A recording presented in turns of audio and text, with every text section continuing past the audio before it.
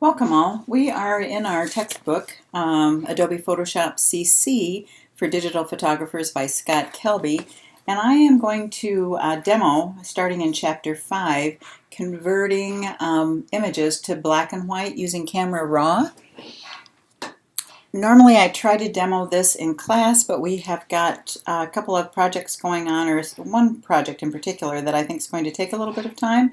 And so to make sure that you have the opportunity to work with some instruction, I'm going to again demo this. So we are on page 146, and he starts out by saying that Photoshop does have its own adjustment layer that converts color images to black and white. He indicates so that he never uses it. He thinks it stinks. And he doesn't know any pros that use it. Of course, we want to act like a pro, right? And so he feels that we can create a much better black and white conversion using Camera Raw. Much faster, looks infinitely better. And he says as long as you don't get suckered into using the HSL, which is hue, saturation, and light, I think, grayscale panel in Camera Raw, which is nothing more than the black and white adjustment layer. Like in Photoshop, we're going to work with this conversion to black and white in Camera Raw. So we're going to start by opening a color image in Camera Raw, and the way that I would do that is I'm going to browse in Bridge. Sorry, for those of you that are on my Blackboard IM, you'll see that that's that's in there as well. We are going to go to GR160, we hope.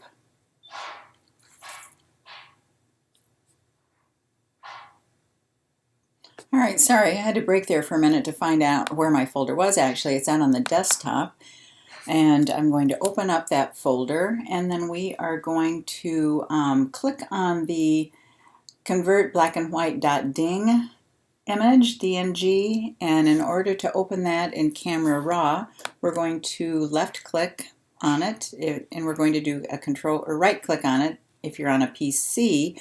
We're going to control click on it if you are on a Mac, and then we are going to scroll down and ask it to open it in Camera Raw.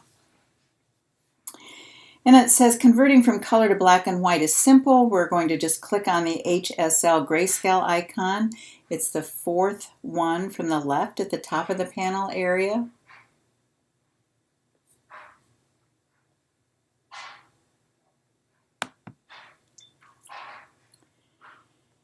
And then we're going to turn on the Convert to Grayscale checkbox at the top of the panel. And that's all you need to do here. He did two little fixes to the photo unrelated to the black and white conversion. He clicked on the lens correction icon and then also on the profile tab. Turned on the enable lens profile corrections checkbox, and then on the manual tab he used the rotate slider to straighten it as shown here, and you'll see that in just a moment on my screen. So again, clicked on the lens correction icon,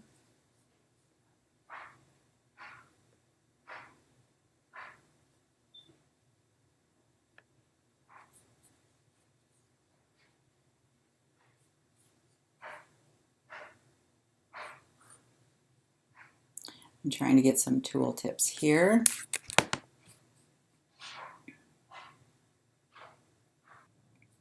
All right, sorry. I wanted to step back a minute to actually show you the steps that he indicated here.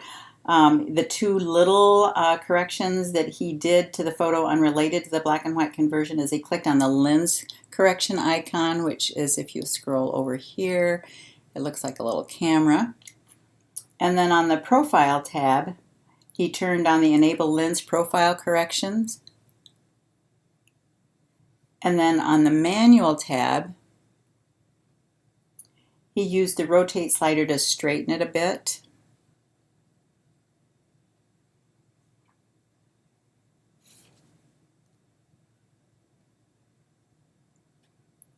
And it looks like he went to just about +5. plus 0.5 it looks like.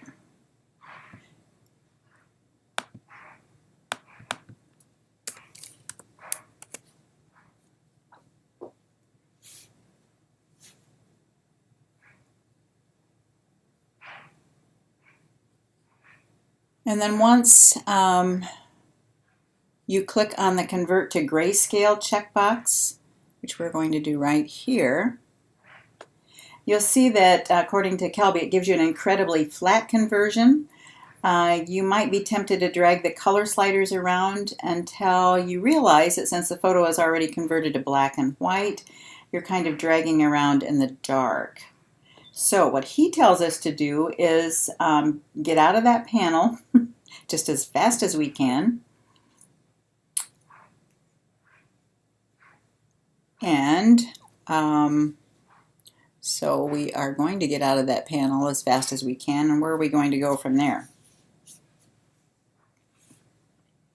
It's the only hope for making this flat-looking grayscale image blossom into a beautiful butterfly, and I'm quoting Kelby here, of a black and white image. And it says when you talk to photographers about great black and white, you'll always hear them talk about high contrast black and whites. So you already know what you need to do. You need to add lots of contrast. That basically means making the whites whiter and the blacks blacker. So we're going to start in the basic panel.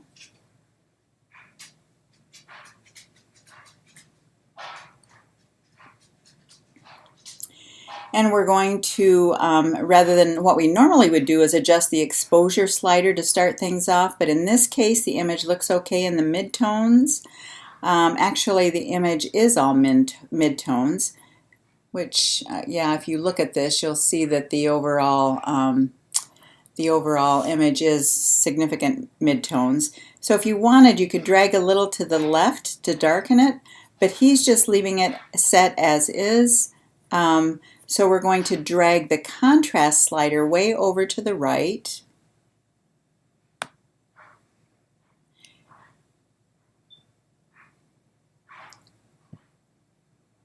And actually I drug it to plus 100. He drug it to plus 53. So let's see the difference. And that starts to look better, but indicates we've got a lot more to do. Now we're going to set our black and white points. So we're going to start by dragging the white slider as far to the right as we can without clipping the highlights. In other words, we're going to drag that slider all the way to the right until we can see that white triangle.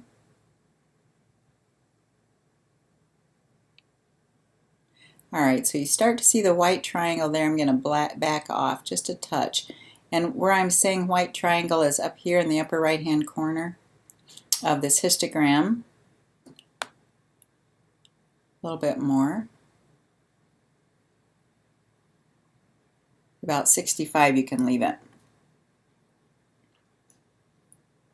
And that's the highlight clipping warning, and then we're going to back it off just a tiny bit until it turns black again, which ours is. He dragged it to plus 63, I dragged mine to plus 65.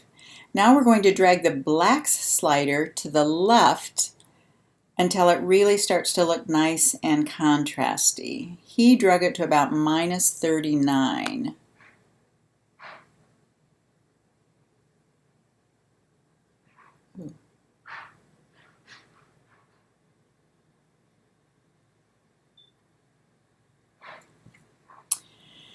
And it's starting to look better, but he indicates that we're not quite there yet. The underside of the triangle and some of the figures are kind of dark. So we are going to drag the shadow slider to the right to lighten those areas.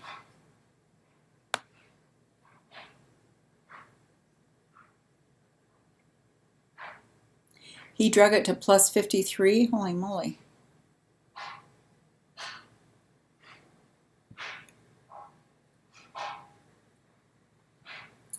And then we increase the clarity quite a bit, which adds mid-tone contrast and makes the image more punchy. He pushed it to over plus 35. Now I can start to see a nice difference there.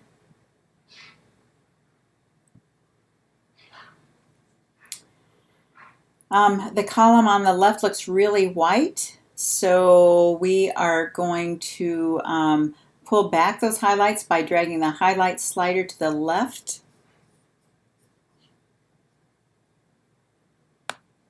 He pulled it to about minus 63, I think he said. Yeah, minus 63.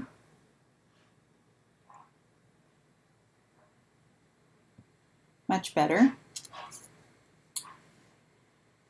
Then we're going to go to the tone curve panel and choose strong contrast.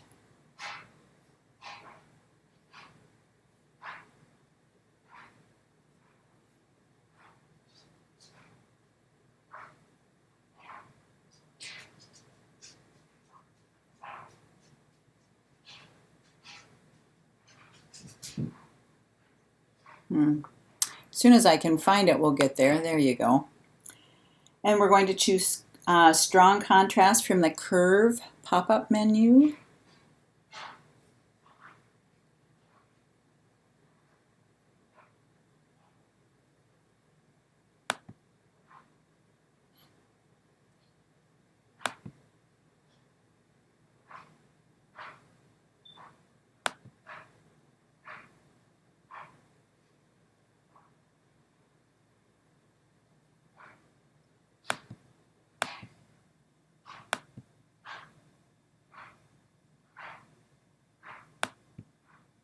Ooh, that's nice. That's too much contrast. Try medium contrast. I'm going to try it just to take a look at it, but actually I kind of like the strong contrast. And then he says there's one problem that's unique to this particular photo. The column on the left still looks a little washed out, which it does. So we're going to get the adjustment brush K on your keyboard. And we're going to click on the minus sign button to the left of the highlights.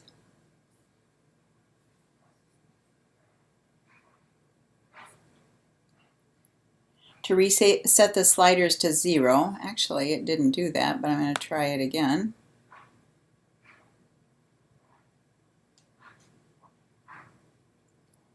Then decrease the highlights a bit.